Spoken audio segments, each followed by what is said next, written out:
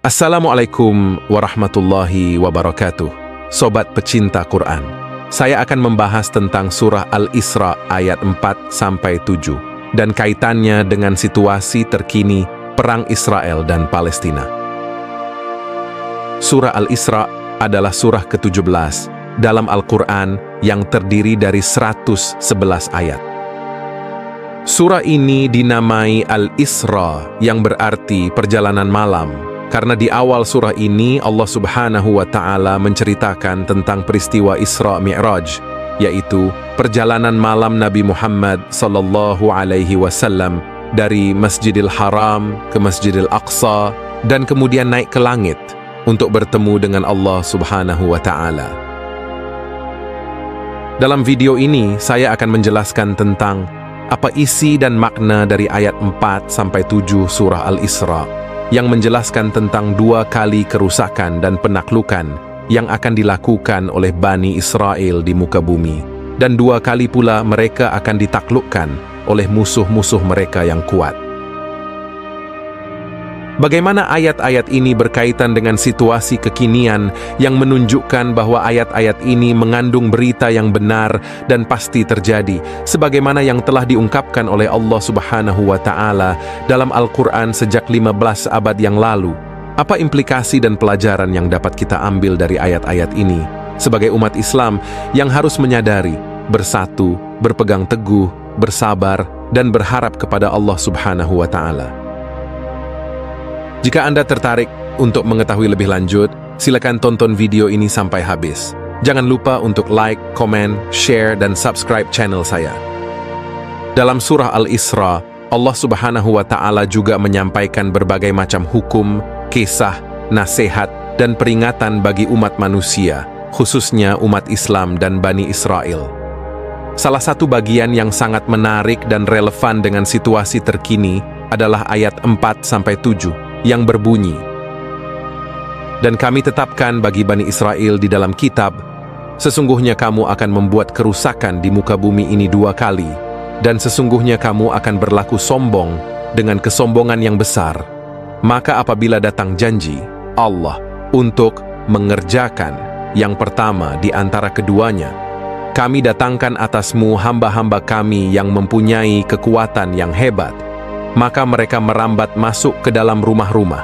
Dan ingatlah, janji itu adalah suatu janji yang pasti terjadi. Kemudian kami kembalikan kepadamu kelebihan atas mereka, dan kami tolong kamu dengan harta dan anak-anak, dan kami jadikan kamu lebih banyak.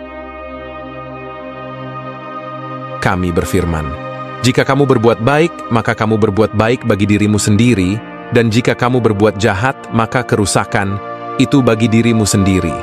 Maka apabila datang janji Allah untuk mengerjakan yang kedua, kami datangkan mereka untuk menghinakan wajahmu dan untuk masuk ke dalam masjid, sebagaimana mereka masuknya kali yang pertama, dan untuk menghancurkan apa saja yang mereka dapat dengan hancur luluh." Apa isi dan makna dari ayat-ayat ini, Sobat Quran? Mari kita simak penjelasannya. Ayat-ayat ini menjelaskan tentang 2 kali kerusakan yang akan dilakukan oleh Bani Israel di muka bumi, dan 2 kali pula mereka akan ditaklukkan oleh musuh-musuh mereka yang kuat. Ayat ini juga menegaskan bahwa segala perbuatan manusia akan kembali kepada dirinya sendiri, baik kebaikan maupun keburukan. Ayat ini juga mengandung isyarat tentang masa depan Bani Israel yang akan berkaitan dengan umat Islam dan Masjidil Aqsa. Bani Israel adalah keturunan Nabi Ibrahim alaihissalam dari jalur Nabi Ishaq alaihissalam dan Nabi Ya'qub alaihissalam yang juga disebut dengan Israel. Mereka adalah umat pilihan Allah Subhanahu wa Ta'ala yang diberi banyak nikmat, anugerah, dan keistimewaan, seperti kitab Taurat, para nabi, tanah Palestina, dan lain-lain. Namun, mereka juga sering melanggar perjanjian, mengingkari nikmat, membunuh para nabi, menyembah berhala, dan membuat kerusakan di muka bumi. Allah Subhanahu wa Ta'ala telah menetapkan bagi mereka di dalam kitab, yaitu kitab Taurat dan Al-Quran, bahwa mereka akan membuat kerusakan di muka bumi ini 2 kali, dan sesungguhnya mereka akan berlaku sombong dengan kesombongan yang besar. Kerusakan dan kesombongan ini dapat berupa penyimpangan dari ajaran Allah Subhanahu wa Ta'ala, penolakan terhadap para nabi, pembunuhan terhadap orang-orang yang beriman, penindasan terhadap orang-orang yang lemah, pengerusakan terhadap tanah dan bangunan, dan lain-lain. Allah Subhanahu wa Ta'ala juga telah menjanjikan bahwa apabila datang waktu untuk mengerjakan yang pertama di antara keduanya, yaitu kerusakan dan penaklukan yang pertama, maka Allah Subhanahu wa Ta'ala akan mendatangkan atasmu hamba-hambanya yang mempunyai kekuatan yang hebat, yaitu musuh-musuh Bani Israel yang akan mengalahkan, menaklukkan, dan menghukum mereka atas kejahatan-kejahatan mereka. Mereka akan merambat masuk ke dalam rumah-rumah, yaitu rumah-rumah Bani Israel, dan mengambil apa saja yang mereka inginkan. Dan janji Allah Subhanahu wa Ta'ala itu adalah suatu janji yang pasti terjadi, yaitu tidak akan berubah atau batal.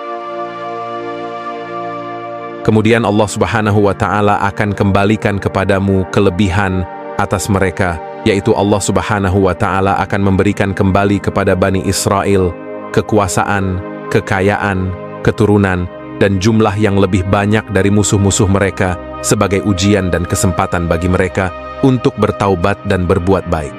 Allah Subhanahu wa Ta'ala juga akan tolong kamu dengan harta dan anak-anak, yaitu Allah Subhanahu wa Ta'ala akan memberikan kepada Bani Israel harta yang banyak dan anak-anak yang syalih sebagai nikmat dan karunia bagi mereka yang bersyukur dan beriman. Allah Subhanahu wa Ta'ala juga berfirman, "Jika kamu berbuat baik, maka kamu berbuat baik bagi dirimu sendiri, dan jika kamu berbuat jahat, maka kerusakan itu bagi dirimu sendiri." Ini adalah suatu prinsip yang berlaku bagi semua manusia, bahwa segala perbuatan manusia akan kembali kepada dirinya sendiri, baik kebaikan maupun keburukan. Jika manusia berbuat baik, maka ia akan mendapatkan pahala, kebaikan, dan kebahagiaan dari Allah Subhanahu wa Ta'ala. Jika manusia berbuat jahat, maka ia akan mendapatkan dosa, keburukan, dan kesengsaraan dari Allah Subhanahu wa Ta'ala. Tidak ada yang akan menanggung beban orang lain, dan tidak ada yang akan mendapatkan hasil dari usaha orang lain. Maka apabila datang janji Allah untuk mengerjakan yang kedua, yaitu kerusakan dan penaklukan yang kedua, maka Allah Subhanahu wa Ta'ala akan mendatangkan mereka, yaitu musuh-musuh Bani Israel yang lain, untuk menghinakan wajahmu, yaitu untuk menurunkan martabat dan harga diri Bani Israel, dan untuk masuk ke dalam masjid, yaitu masjid yang suci dan mulia, yaitu Masjidil Aqsa, sebagaimana mereka masuknya kali yang pertama, yaitu masuk ke dalam masjid, yaitu masjid yang suci dan mulia, yaitu Masjidil Aqsa, sebagaimana mereka masuknya kali yang pertama, yaitu dengan cara yang kasar, sombong, dan merusak. Dan untuk menghancurkan apa saja yang mereka dapat dengan hancur luluh, yaitu untuk menghancurkan bangunan, harta, nyawa, dan agama Bani Israel dan umat Islam dengan cara yang kejam, biadab, dan zalim. Bagaimana ayat-ayat ini berkaitan dengan situasi pembantaian rakyat Palestina oleh Israel hari ini? Mari kita simak keterkaitannya. Para ulama tafsir berbeda pendapat tentang kapan dan bagaimana 2 kali kerusakan dan penaklukan yang dimaksud dalam ayat ini terjadi. Ada yang mengatakan bahwa yang pertama terjadi pada zaman Nabi Daud alaihissalam dan Nabi Sulaiman alaihissalam, ketika Bani Israel berkuasa dan berlaku sombong, lalu mereka ditaklukkan oleh Babilonia yang menghancurkan Baitul Maqdis dan membawa mereka ke dalam pembuangan. Yang kedua terjadi pada zaman Nabi Isa, ketika Bani Israel menolak dan mengingkari risalahnya, lalu mereka ditaklukkan oleh Romawi yang juga menghancurkan Baitul Maqdis dan membubarkan mereka ke seluruh dunia. Ada juga yang mengatakan bahwa yang pertama terjadi pada zaman Nabi Musa alaihissalam, Ketika Bani Israel menyembah sapi emas dan membunuh para nabi, lalu mereka ditaklukkan oleh Fir'aun dan pasukannya. Yang kedua terjadi pada zaman Nabi Muhammad SAW ketika Bani Israel menentang dan memerangi beliau dan umat Islam, lalu mereka ditaklukkan oleh pasukan Muslim yang dipimpin oleh Umar bin Khattab radhiyallahu anhu yang membebaskan Masjidil Aqsa dan Palestina dari tangan Romawi. Ada juga yang mengatakan bahwa yang pertama terjadi pada zaman Nabi Muhammad SAW seperti yang telah disebutkan sebelumnya, dan yang kedua akan terjadi pada akhir zaman ketika Bani Israel akan kembali berkumpul di tanah Palestina dan mendirikan negara Israel yang merupakan negara Zionis yang melakukan banyak kerusakan dan penindasan terhadap umat Islam dan rakyat Palestina. Mereka juga akan berusaha untuk menguasai Masjidil Aqsa dan menghancurkannya, lalu mereka akan ditaklukkan oleh pasukan Muslim yang dipimpin oleh Imam Mahdi dan Nabi Isa alaihissalam, yang akan membunuh Dajjal dan mengembalikan keadilan dan kedamaian di muka bumi. Pendapat terakhir ini lebih sesuai dengan situasi kekinian, yang menunjukkan bahwa ayat-ayat ini mengandung berita gaib yang benar dan pasti terjadi, sebagaimana yang telah diungkapkan oleh Allah Subhanahu wa Ta'ala dalam Al-Quran sejak 15 abad yang lalu. Ayat-ayat ini juga mengajarkan kepada kita bahwa Allah Subhanahu wa Ta'ala adalah Maha Kuasa dan Maha Bijaksana, yang mengatur segala urusan di langit dan di bumi, dan yang menepati janji-janjinya kepada hamba-hambanya yang beriman dan bertakwa.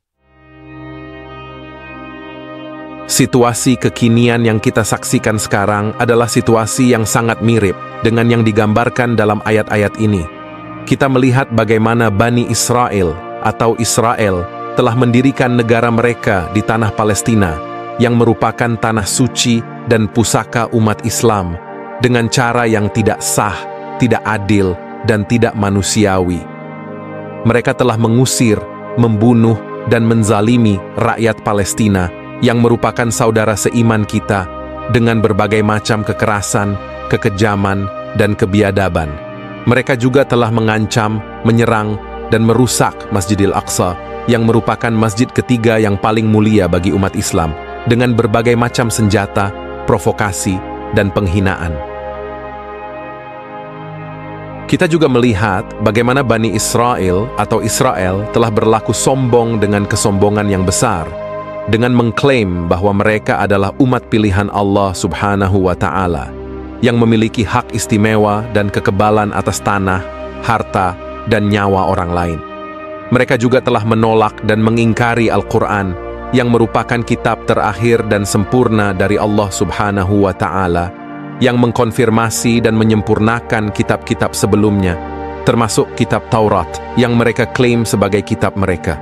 Mereka juga telah menentang dan memusuhi umat Islam, yang merupakan umat terakhir dan terbaik dari Allah Subhanahu wa Ta'ala, yang mengikuti risalah dan teladan Nabi Muhammad SAW, yang merupakan nabi terakhir dan terbaik dari Allah Subhanahu wa Ta'ala, yang juga merupakan nabi bagi mereka.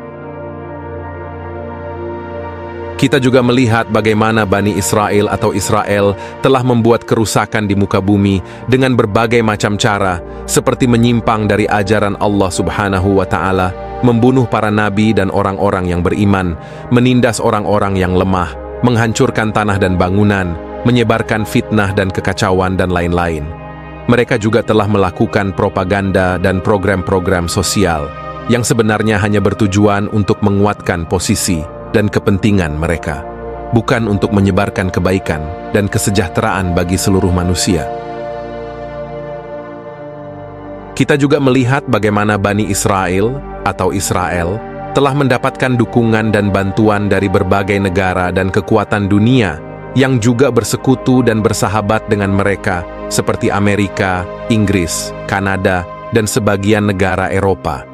Mereka juga telah memiliki kekuatan ekonomi, politik, militer, dan media yang mereka gunakan untuk mempertahankan dan memperluas kekuasaan dan pengaruh mereka, serta untuk menekan dan menghalangi perjuangan dan aspirasi umat Islam dan rakyat Palestina.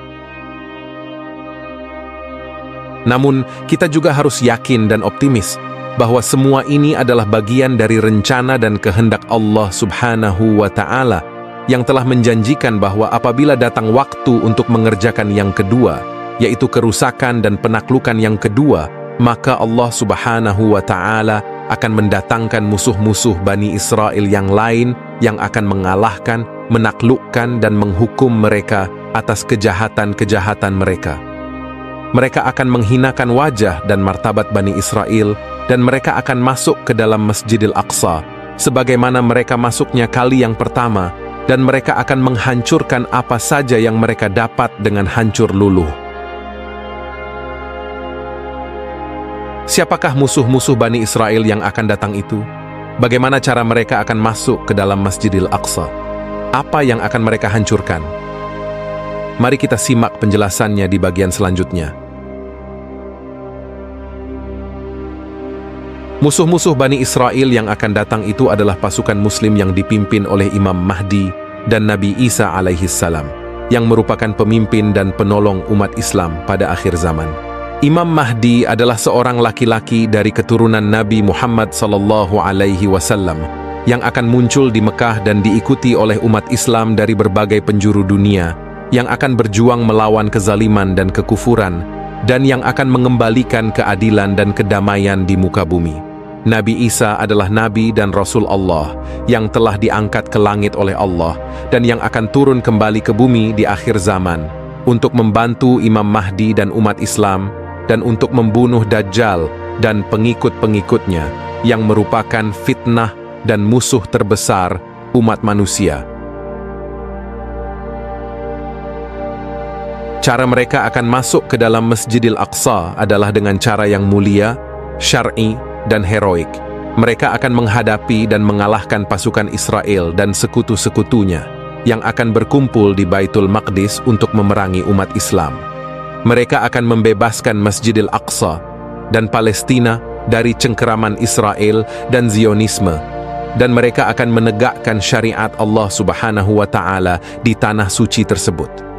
Mereka akan memuliakan dan menghormati Masjidil Aqsa dan Baitul Maqdis, yang merupakan tempat yang bersejarah dan berkah bagi umat Islam dan umat sebelumnya. Apa yang akan mereka hancurkan adalah apa saja yang menjadi simbol dan sumber kekuatan dan kejahatan Israel dan Zionisme. Mereka akan menghancurkan tembok-tembok, pagar-pagar, pos-pos, dan benteng-benteng yang dibangun oleh Israel untuk mengisolasi dan mengontrol Masjidil Aqsa dan Palestina. Mereka akan menghancurkan senjata-senjata, kendaraan-kendaraan, pesawat, dan rudal-rudal yang digunakan oleh Israel untuk menyerang dan membunuh umat Islam dan rakyat Palestina. Mereka akan menghancurkan bangunan-bangunan, monumen-monumen, dan lambang-lambang yang dibangun oleh Israel untuk menunjukkan kekuasaan dan kesombongan mereka, seperti Kubah Syakhrah, Menara David, dan bendera Israel. Apa implikasi dan pelajaran yang dapat kita ambil dari ayat-ayat ini sebagai umat Islam yang harus menyadari, bersatu, berpegang teguh, bersabar, dan berharap kepada Allah Subhanahu wa Ta'ala? Mari kita simak selanjutnya.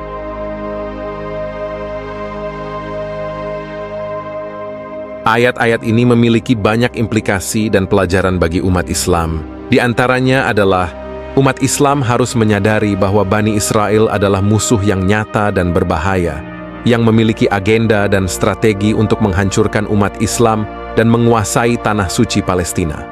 Umat Islam tidak boleh tertipu oleh propaganda dan program-program sosial yang mereka lakukan, yang sebenarnya hanya bertujuan untuk menguatkan posisi dan kepentingan mereka. Umat Islam harus bersatu dan solidaritas dalam membela hak-hak dan kehormatan umat Islam, khususnya di Palestina dan Masjidil Aqsa, yang merupakan tanah suci dan pusat peradaban Islam. Umat Islam tidak boleh terpecah belah dan saling bermusuhan, karena hal itu hanya akan melemahkan dan menguntungkan musuh-musuh Islam. Umat Islam harus berpegang teguh kepada Al-Quran dan Sunnah yang merupakan sumber hukum, petunjuk, dan kebenaran. Umat Islam harus mengikuti teladan Nabi Muhammad SAW yang merupakan pemimpin, suri tauladan, dan rahmat bagi seluruh alam. Umat Islam harus menghidupkan kembali semangat jihad dan dakwah yang merupakan kewajiban dan tanggung jawab setiap muslim. Umat Islam harus bersabar dan berharap kepada Allah Subhanahu wa Ta'ala yang merupakan pelindung, penolong, dan pemberi kemenangan. Umat Islam harus berdoa dan beristighfar yang merupakan senjata dan perlindungan setiap muslim. Umat Islam harus yakin dan optimis bahwa Allah Subhanahu wa Ta'ala akan menepati janjinya dan bahwa akhirnya adalah untuk orang-orang yang bertakwa. Demikianlah penjelasan kami tentang surah Al-Isra ayat 4-7 dan kaitannya dengan situasi terkini Israel-Palestina. Semoga video ini bermanfaat dan menambah wawasan kita tentang Al-Quran dan realita. Jika Anda memiliki pertanyaan, saran, atau kritik, silakan tulis di kolom komentar. Jika Anda suka dengan video ini, silakan like, comment, share, dan subscribe channel kami. Terima kasih. Wassalamualaikum warahmatullahi wabarakatuh.